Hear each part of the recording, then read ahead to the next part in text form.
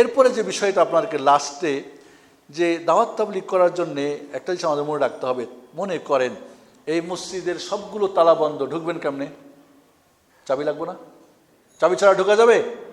যাবে? তাহলে অন্তরের চাবি যদি, রুহ কোথায়? এখানে না? ওইখানে তালা বন্ধ, না খুললে ঢুকতে চেষ্টা করেন, তাহলে কি হবে? তালা ভেঙে যাইব, অর্থাৎ চাবি ভেঙে যাব। তাহলে আপনাকে অন্তরের তালা খুলতে হবে। অন্তরের তালা খোলার জন্যে আপনাদের কয়েকটা চাবির কথা বলি। এখানে আমি এখন টানতে পারছি না কত দূরে আছে বিষয়টা। অন্তরের কয়েকটা আপনাদেরকে শিখাই দিই, অন্তরের তালা খুলবেন কেমন। এক নম্বরে হলো মুচকি হাসি। এক নম্বরে হলো কি? উত্তম আদর্শ, যেটা বলছি ওই যে চরিত্র। উত্তম চরিত্র দেখবেন অন্তর খুলে যাবে, আপনি ঢুকে যাবেন, ইনশাল্লাহ চিকিৎসা করতে পারবেন। কারণ যদি না ঢোকেন চিকিৎসা করুন কী হবে? 2 নম্বরে মুচকি হাসি। মুচকি হাসি দিবেন। আল্লাহ নবী আলাইহিসসালাম সবসময় মুচকি হাসি হাসতেন, এটা তার দাওয়াতের একটা পলিসি ছিল। মুচকি হাসি দেখেন, সবাই হাসেন দেখি একটু, হা হা হা হা। দেখেন দুই দাঁতগুলি সাদা কেন? এই সাদা মানে আপনার ভিতরটাও সাদা। মুচকি হাসি দিয়ে দাঁতটা বের করে বলতে চান আমি আর তোমার ব্যাপারে সাদা, আমি কালা না, আমি তোমার ভালো চাই, অমঙ্গল চাই না। মুচকি হাসিতে মানুষের অন্তর খুলে যায়। দেখবেন আপনি মানুষের গিয়ে দেখবেন, সালাম দাও, সালাম দিয়ে করমর্দন করা, মামা দেখেন হাসি দিলাম, আমি না হাসলে উনি হাসতো না। এবং মেডিকেল সায়েন্স বলে হাসতে লাগে 14টা পার্টস শরীরের, আর মুখটাকে বিড়ালমুখী করার জন্যে লাগে 42টা। এটার মধ্যে কি হয়? হার্টের উপর চাপ পড়ে, এরপরে প্রেশার হয়, এরপরে সুগার হয়। তো কোনটা করবেন তাহলে? মুচকি হাসি দেবেন। হাদিয়া দেওয়া, হাদিয়া, তাহাদু তাহাবু, আল্লাহ রসুল বলছেন তোমার হাদিয়া দাও, মহব্বত হবে। গিফট দেন, গিফট দেওয়ার চেষ্টা করেন। আপনি ওকে ডাকেন, খাওয়ার একটু আসতে পড়ে, আস্তে ধীরে দেখবেন দুর্বল হবে, আপনি ওকে করেন। প্রশংসা করেন, উপযুক্ত প্রশংসা। হাসলে হাসিটা খুব সুন্দর, বা তোমার হাসিটা বড় সুন্দর, তোমার চুলগুলি কুকড়ানো খুব সুন্দর লাগে, তোমার ড্রেসটা তো খুব সুন্দর, তোমার চশমাটা তো খুব চয়েস ভালো, তোমার ঘড়িটা তো, যেটা বাস্তব, মিথ্যা কথা বলছি না। দেখবেন প্রশংসা করলে মানুষ দুর্বল হয়ে যায়, হার্ট ওপেন হয়ে যায়, ঢুকে যান, আত্মার চিকিৎসা দিয়ে দেন। ঠিক আছে? বিপদ আপদে পড়ছে সাহায্য করেন, বিপদ আপদে পড়ছে সাহায্য করেন। ওইখানে আপনি এখন সুদের আয় কি হিসাব কষবেন না, কলেজে হাসিনা চাচ্ছে দিয়ে দেন। টার্গেট করেন কি? দাওয়াত ককে হেদায়েত দেওয়ার, ঠিক না? জি, মানুষ যখন কঠিন অবস্থায় থাকে তখন যাবেন তার কাছে। ওই যে বাচ্চাটা অসুস্থ, আল্লাহ নবী চলে গেলেন না, বাচ্চাটা দেখেন, ইহুদি বাচ্চাটা হেদায়েত নিল না, নিল না। এবং দাওয়াত শুরু করবেন, শোনেন, দাওয়াত শুরু করবেন কোত্থেকে? হোম মিনিস্টার থেকে। আগেই প্রাইম মিনিস্টারের কাছে যাবেন না, কার কাছে যাবেন? মানে নিজের স্ত্রীকে। নাম্বার 1, আল্লাহ নবী প্রথম খাদিজাকে দাওয়াত দিয়েছেন না, দেন নাই? 2 নম্বরে আপনার যারা আপন বন্ধু, অন্তরঙ্গ বন্ধু, কারণ বন্ধুর সাথে একটা কি ভালোবাসা থাকে, থাকে না? আবু বকরকে পরে দিয়েছেন না? জি। এরপরে যার প্রতি আপনার এহসান আছে, আপনার কর্মচারী, আপনার ছোট ভাই, আপনার পোলা, আপনার বা কি বলে, যাদের প্রতি আপনার দয়া আছে, ওকে দিবেন। ও তো ভাববে ও আমার ভালো চাই, কল্যাণ চাই। এই জন্য আল্লাহ নবী আলাইহিসসালাম আলীকে দাওয়াত দিয়েছেন না? দিয়েছেন না? প্রথম মহিলাদের মধ্যে কে?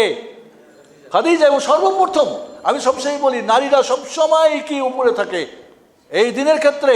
এই যে মসজিদ আল আমিন মোহাম্মদপুরের এক বোন 2 কোটি টাকা দিয়েছেন, মাশাআল্লাহ।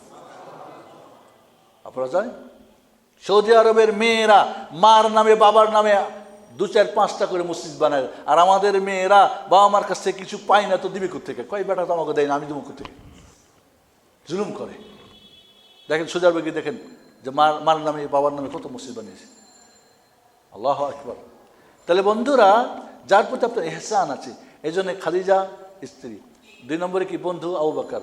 তারপর রাদিয়াল্লাহু আনহু, তিনি পুরুষদের মধ্যে প্রথম, এবং বালকদের মধ্যে প্রথম কে? আলী। দাসদের মধ্যে প্রথম কে?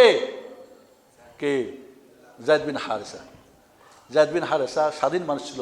আরবের জাহেলিয়াতের ওদের একটা জাহেলিয়াত ছিল কি, স্বাধীন মানুষকে ধইরা বাইন্দা গোলাম বলে বিক্রি করতো। জায়েদের জীবনে তাই জুটেছিল। জায়েদ গোলাম হয়ে গেল, খাদিজার গোলাম।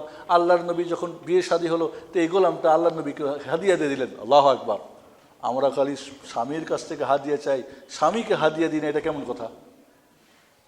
পয়সা কামা করো, টাকা পয়সা নাই, ও স্বামীর টাকা লয়ে এদিকে ডানে বামে সব কিছু করো, স্বামীর একটা চাবির রিং কিনে দিতে পারো না।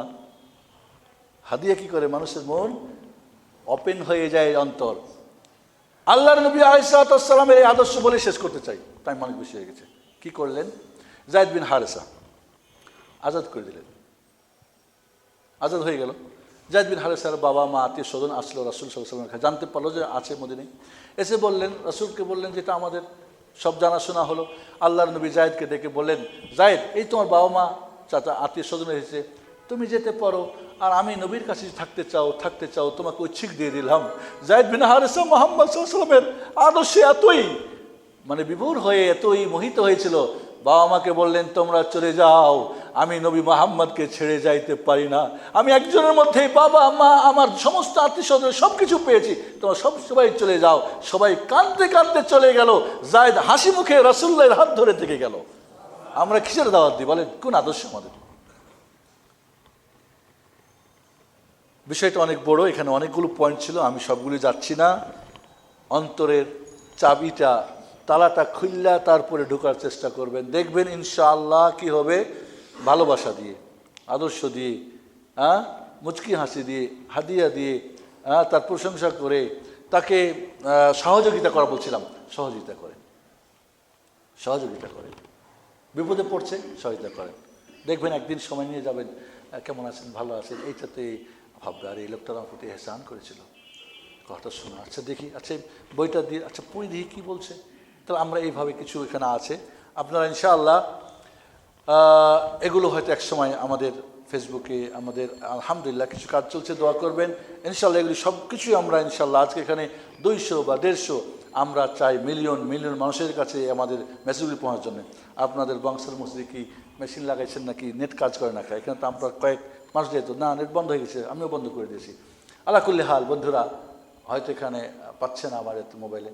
আল্লাহ রাব্বুল আলামিন, তুমি আমাদেরকে দাওয়াতুত তাবলীগকে বুঝার এবং সেই কাজটা নবী রাসূল গুণের কাজ। খেয়াল করেন, দাওয়াত তাবলীগের কাজ করা মানে কি? নবী রাসূলদের কাতারে চলে আসলেন। আল্লাহু আকবার। দাওয়াত তাবলীগের কাজ করলে ফেরেশতা, আসমান জমিনের পশু পাখি, জীব জন্তু, গর্তের পিঁপড়া আর পানির মাছ আপনার জন্য দোয়া করবে। মুআল্লিমুল খাইর, সুবহানাল্লাহ। কি চান আপনি? এই দুনিয়ায় বারাকা দিবে, আখিরাতেও বারাকা দিবে। দেবেন না? দিবে ইনশাআল্লাহ। আল্লাহ রাব্বুল আলামিন আমাদের কবুল করুন। বর্তমানে বন্ধুরা, মানুষ এত অজ্ঞতার মধ্যে আছে।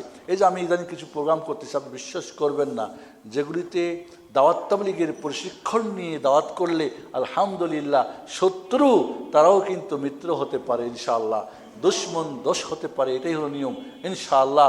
আমরা যদি জেনে বুঝে, আমি ধন্যবাদ জানাই আহলে হাদিস লাইব্রেরি, হাদিস একাডেমি যারা এই আয়োজন করেছেন। আল্লাহ রাব্বুল আলামিন তাদেরকে তাদের এই ভালো কাজগুলিতে আরও বেশি করে তৌফিক দান করুন। সবাই দোয়া করবেন। এই যুবকগুলি কি করতে, এখন এই সমস্ত যুবক দেখবেন লাপ্পা আর কি কনসার্ট করে। আলহামদুলিল্লাহ, আল্লাহর কিছু বান্দাদেরকে আল্লাহ কবুল করছেন। আপনাদেরও সন্তান, তো আপনাকেও গৌরব, ঠিক কিনা? তো এই জন্যে আপনারা এদের সাথে থাকবেন, এদের সহযোগিতা করবেন, পরামর্শ দিবেন। আমি যখনই আসি, যতটুক পাই টুটা ফাটা পরামর্শ দিই, ভাইদেরকে অনেক ভালো পাই। আলহামদুলিল্লাহ, রব্বুল আলামিন তুমি আমাদের কবুল করে নাও, আমিন। আল্লাহ আমাদের এই মজলিসকে কবুল করে নাও। আল্লাহ তুমি যেখানে বাংসাল জামে মসজিদে, বড় মসজিদে আমাদের কবুল করেছো, আল্লাহ তুমি কিয়ামতে কবুল করিও। আল্লাহ তুমি ফুলসিরাত পার করে দিও, জান্নাতুল ফেরদাউসে আমাদেরকে নসিব বানিয়ে দাও, আমিন। এই মসজিদের যারা দায়িত্বশীল, আমাদের মুতাল্লি যারা কমিটিতে আছেন, যারা ইমাম খতিব আছেন, আপনারা জানেন যে আমাদের ইমাম হাফিজ আবু হানিফ মাদানী সাহেব অসুস্থ, এখনও পূর্ণ সুস্থ হয় নাই। আপনারা মন থেকে দাহরুল গায়েব দোয়া করবেন, আল্লাহ সুস্থ করে দেন। আমাদের এখানে খতিবকে, আমাদের ইমামকে, আমাদের যেখানে যেভাবে ডোনার যারা করছেন, সবাইকে আল্লাহ তুমি কবুল করে নাও, আমিন। ওসল্লাল্লাহু আলা সাইয়্যিদিনা মুহাম্মদ ওয়া আলা আলিহি ওয়া সাহবিহি আজমাইন। আসসালামু আলাইকুম ওয়া রাহমাতুল্লাহি ওয়া বারাকাতুহু। লাস্টে ওজোর পেশ করছি, বিষয়টা অনেক বড়, আমি একেবারে অল্প কিছু বলতে পেরেছি। প্রায় 150 পৃষ্ঠার মাত্র 56 পেজের একটু কিছু বলেছি, অর্ধেকও হয় নাই। তারপর ছেড়ে দিয়ে আল্লাহ তুমি আমাদের কবুল করো, আমিন। আসসালামু আলাইকুম ওয়া রাহমাতুল্লাহি ওয়া বারাকাতুহু। জাযাকুমুল্লাহু খাইরান ওয়া বারাকাল্লাহু ফিকুম। আমরা বলে দিয়েছি কাজ 3টা। নিজে শিখুন, নিজে আমল করুন, অন্যকে আপনি জানান এবং শেখান, আমল করতে বলেন। আপনি যতটুকু জানেন ততটুকু বলেন। আপনি সঠিক উজুটা জানেন, তার একজন উজুটা শেখান। সালাতের পদ্ধতি জানেন, আপনি একজনকে বলেন। আপনি জানেন বাবা মার সঙ্গে খারাপ ব্যবহার করতে হয় না, করে আপনি শিখান। যে যতটুকু জানি অতটুকুই আমরা বলবো। অনেক আপনাকে বলেছি যে ডাক্তার যতটুক ওই ধরনের রোগীর আপনি চিকিৎসা দিবেন। কাজেই এটা শয়তান পায়, তুমি তো শিখো নাই, তুমি কি মাদ্রাসায় পড়ছো মিয়া?